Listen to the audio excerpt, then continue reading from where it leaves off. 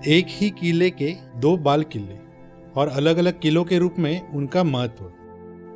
हम एक ऐसा ही ऐतिहासिक ट्रैक कर रहे हैं, राजमाची, मतलब श्रीवर्धन और मनोरंजन।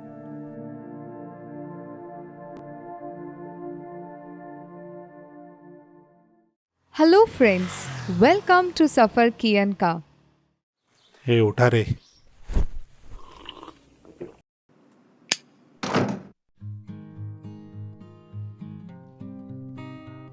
हमारे ट्रैक का तीसरा दिन है, मतलब परसों रात को आए थे। कल हम लोग पूरा प्लाटू एक्सप्लोर किया।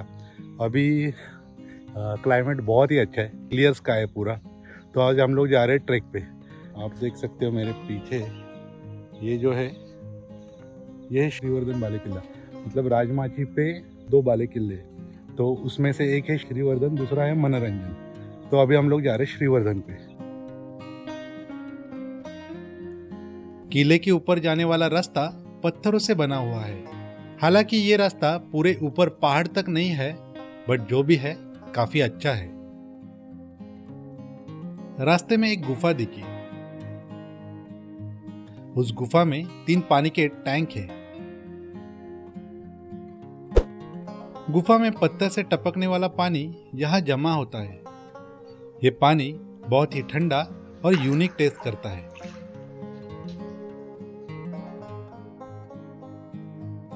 सूरज की किरणें कुछ इस तरह से फोर्ट पर पड़ रही थी कि इस नज़ारे ने हमें ऊपर जल्द से जल्द पहुंचने की प्रेरणा दी। स्टेप्स होने के कारण हमको इतनी तकलीफ नहीं हो रही है, क्योंकि स्टेप्स एकदम बढ़िया है। फिलहाल तो हमको कुछ प्रॉब्लम नहीं है चलने के लिए, आराम से चल रहे एकदम। अपनी बिल्डिंग, सोसाइटी की बिल्डिंग जैसे चलते हैं वैसे। शूटिंग करने के चक्कर में मेरे सारे दोस्त आगे चले गए, मैं अपना पीछे रह गया। देखते कहाँ तक पहुंचे। जैसे जैसे पहाड़ के ऊपर जाने लगे, वैसे वैसे ऊपर से दिखने वाला नजारा और खूबसूरत दिखने लगा।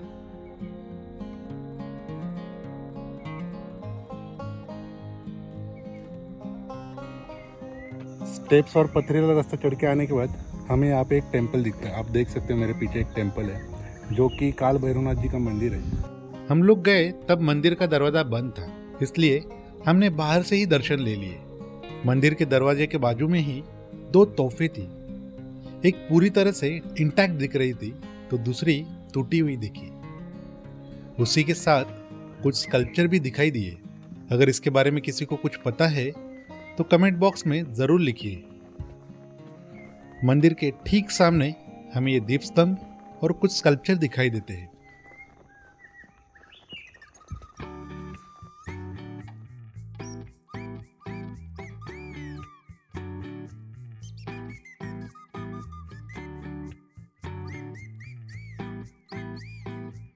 ये अच्छे रास्ते का आखिरी पड़ाव है।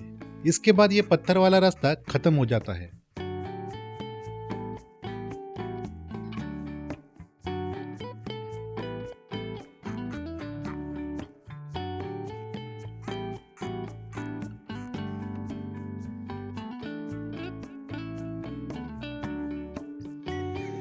थक गए।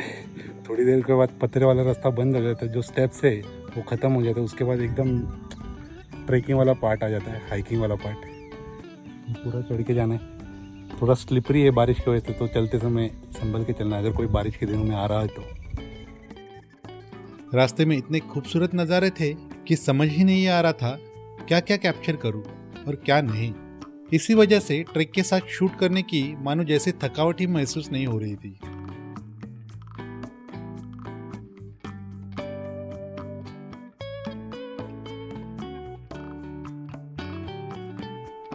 यहाँ से हमें ये सामने वाला मनोरंजन फोर्ट दिखाई देता है। हालांकि ये श्रीवर्धन से छोटा है, फिर भी ये इसके बराबर का दिख रहा है।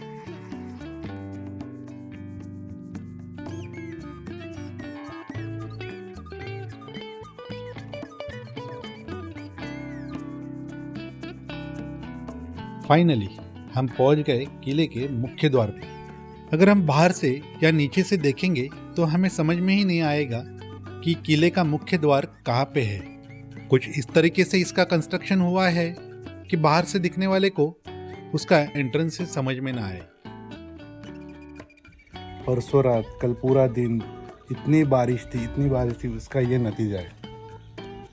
ताकि चलने वाले रास्ते में पूरा पानी भर चुका है, आप देख सकते हो। जैसे कि मैंने कहा, कल रात भर हुई बारिश के कारण पानी पूरा भर चुका है। पानी भरा तो सही है, लेकिन इसमें चलने को मजा आ रहा है।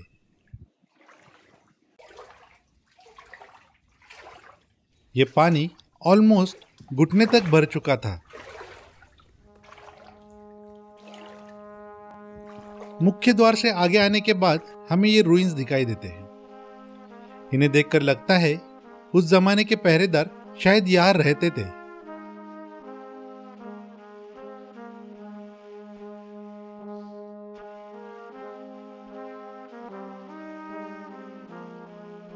वहां से कुछ स्टेप्स चढ़ के आगे आने के बाद हमें दिखाई देती है ये तोफ।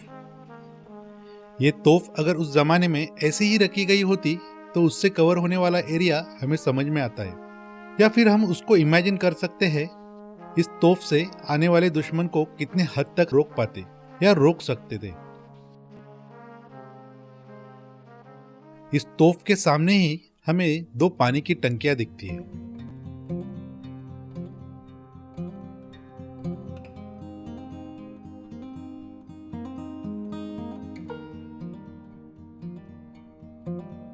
पानी की टंकी के आगे आने के बाद हमें दिखती है ये गुफा।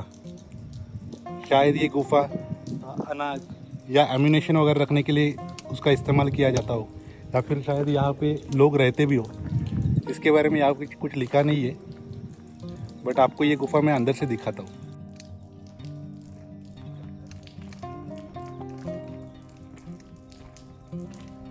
इस गुफा के अंदर कुल मिला के 3 रूम्स दिखाई देते हैं। ये तीनों रूम्स इतने साफ सुथरे हैं कि अगर कोई कैंपिंग के लिए आ रहा है तो वो यहाँ स्टे कर सकता है।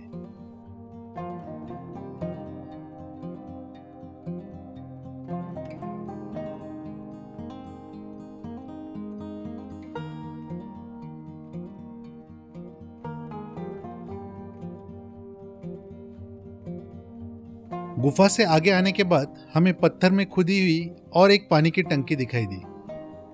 ये दिखने में छोटी थी और इसका पानी साफ था। साथ ही में इसमें बहुत सारी मछलियां भी थी।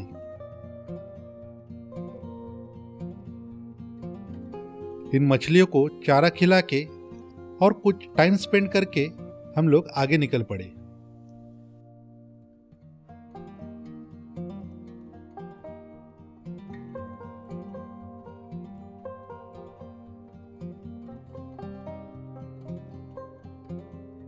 वहां से आगे आने के बाद हमें यह शिवलिंग दिखा।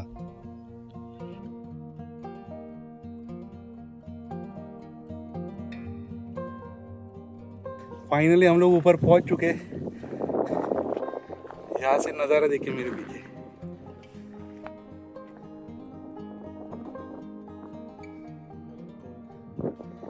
खूबसूरत है। बाकी के आपको फुटेज में ड्रोन के थ्रू दिखाने की कोशिश करता हूँ। पता नहीं फर्स्ट टाइम उड़ा रहा हूँ, कितना ड्रोन ऊपर लेकर जाऊंगा, क्या करूँगा। पहाड़ पे फर्स्ट टाइम उड़ा रहा हूँ। Let's see.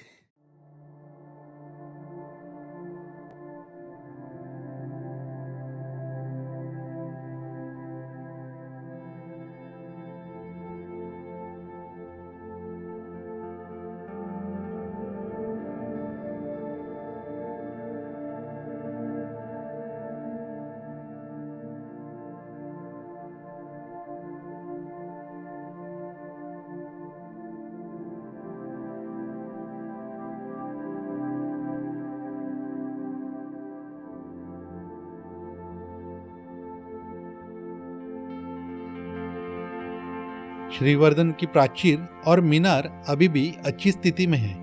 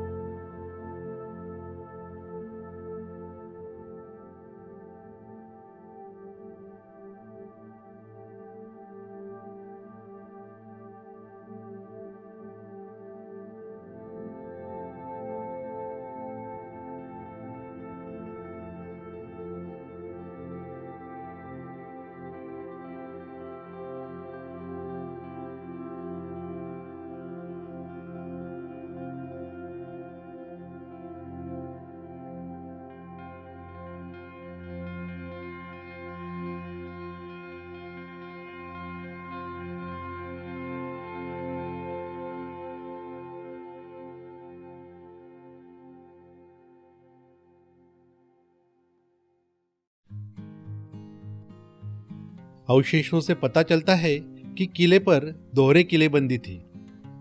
इस बुरुज या मीनार से नीचे जाने के लिए कुछ स्टेप्स हमें दिखाई देते हैं।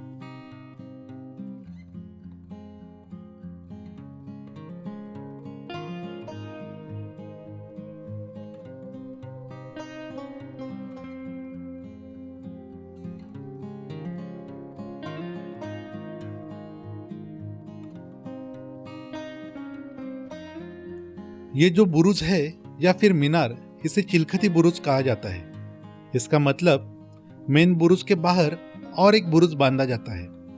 अगर हमला होता है तो बाहरी बुरुज या मीनार गिर जाता है और अंदर का मुख्य बुरुज शाबूत रहता है। इस किले की दीवारें आज भी मजबूत और ठोस दिखती है। इस तटबंदी या फिर प्राचीर के ऊपर से चल के जाते समय हमें और एक पानी की टंकी दिखी। ये टंकी इस किले के ऊपर की सबसे बड़ी टंकी है।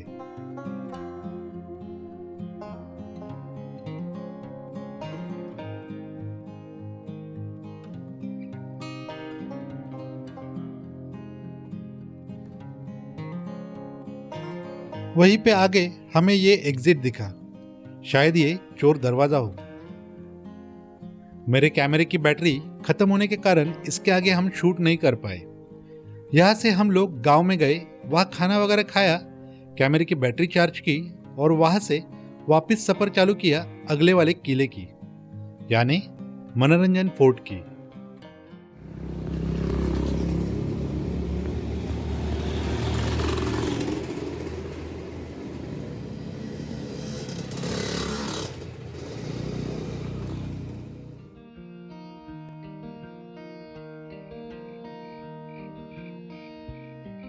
मनोरंजन फोर्ट की शुरुआत घनी झाड़ियों में से होती है और आगे चल के ऊपर तक यानी आखिर तक खुला मैदान है। तो आप अपने साथ कैप और वाटर बॉटल्स कैरी करना। खुला मैदान होने के बावजूद आपको ज़्यादा थकान महसूस नहीं होगी, क्योंकि आगे वाला रास्ता ज़्यादा हाइकिंग वाला नहीं है, यानी लाइट हाइकिंग में मोड़ता है और रास्ते में पत्थर में खुदे स्टेप्स भी दिखाई देते हैं। जैसे जैसे पहाड़ के ऊपर जा रहा था, वैसे वहां से दिखने वाला उंदेवाड़ी गांव और खूबसूरत दिख रहा था।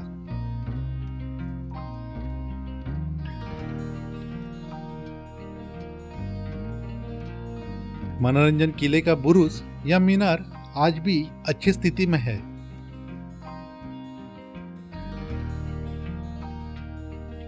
काफी देर बाद कोई पेड़ दिखा।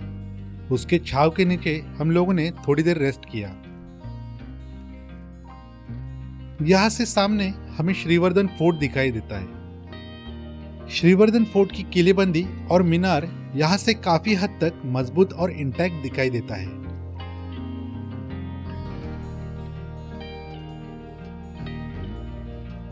हम लोग यहां से आए और ये रास्ता यहाँ से चला जाता है ऊपर पहाड़ के ऊपर। अगर आप श्रीवर्धन फोर्ट से आते हो तो ये नीचे काल भैरव मंदिर दिख रहा है, वहाँ से ये रास्ता आता है और ये यहाँ से आगे जाता है। मतलब यहाँ आके वो रास्ता जॉइंट होता है। मनोरंजन किले का मुख्य द्वार गोमुखी स्टाइल में बना है। यहाँ इतना बड़ा महादरवाजा हो सकता है, इसका अंदाजा बाहर से बिल्कुल लगाया नहीं जा सकता।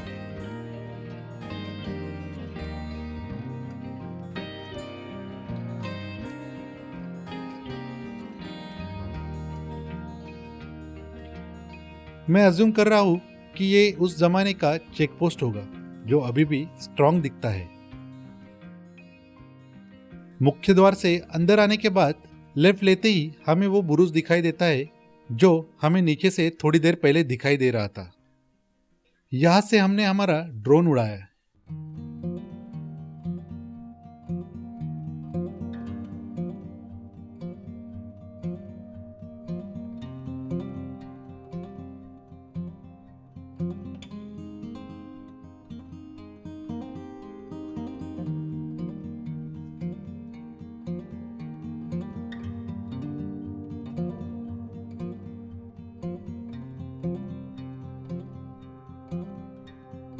यह है ड्रोन से दिखने वाला मनोरंजन फोर्ट। मनोरंजन किले की भी तटबंदी स्ट्रॉन्ग और इंटैक्ट दिखाई देती है।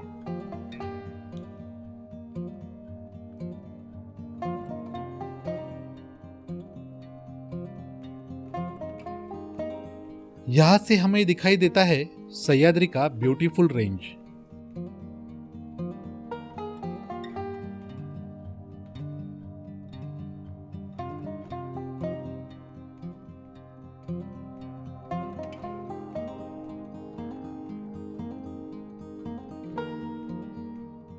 इस फोर्ट पे भी काफी सारे पानी के टैंक्स हैं।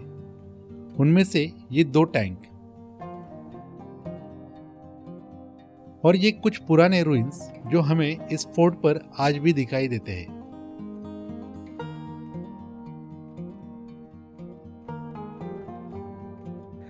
धूप ने पूरी हालत टाइट करके रखी है हमारी। इधर किधर बैठने के लिए कुछ जगह नहीं। आगे बहुत आगे चल के आने के बाद हमको एक जगह मिली जहाँ पे थोड़ी सी छाव है,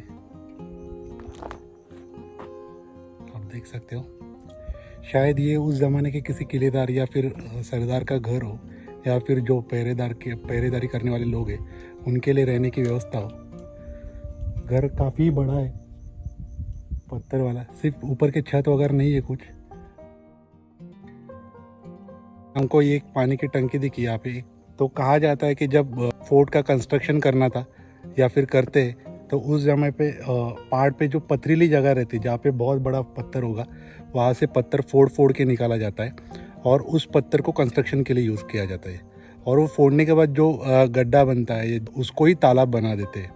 कुछ कुछ जगहों पे जिंदा मतलब जीवंत दरा बोलते हैं मराठी में, जहाँ पे 12 महीने अपने आप पानी आते रहता है, जो कभी वो तालाब कभी सूखता नहीं है। कुछ कुछ जगह पे ऐसे फोड़ने के बाद बारिश में जो पानी भरता है उसी को स्टोरेज करके जब तक यूज़ कर सकते थे उस वैसे यूज़ किया जाता था।